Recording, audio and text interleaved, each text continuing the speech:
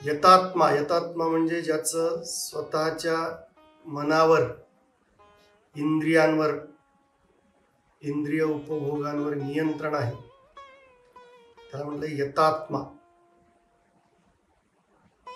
जो बुद्धिमान आहे. बुद्धी असेल तरच तुम्ही मनावर नियंत्रण ठेवू शकता, कारण बुद्धी ही मनापेक्षा सूक्ष्म आणि म्हणून अधिक सामर्थ्यवान आहे. इतर कोणतीही गोष्ट किंवा बाह्य जगातली कुठलीही गोष्ट मनावर नियंत्रण ठेवू शकत नाही. इतर कोणताही उपाय त्याच्यासाठी नाही. म्हणून आपण मागच्या वेळेस म्हटलं होतं की बुद्धीचा विकास,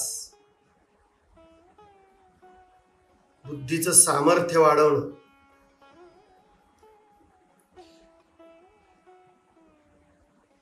ज्याला शास्त्रामध्ये विवेक म्हटलेलं आहे. विवेक म्हणजे योग्य अयोग्य समजण्याची क्षमता. तुम्ही किती ग्रंथ वाचले आहेत, किती पुस्तकांचा अभ्यास केला आहे, किंवा तुमचं पुस्तकी ज्ञान किती आहे, याला फारसं महत्व नाही. तुम्ही एक किंवा अनेक विषयांमध्ये प्रावीण्य मिळवलेलं असेल,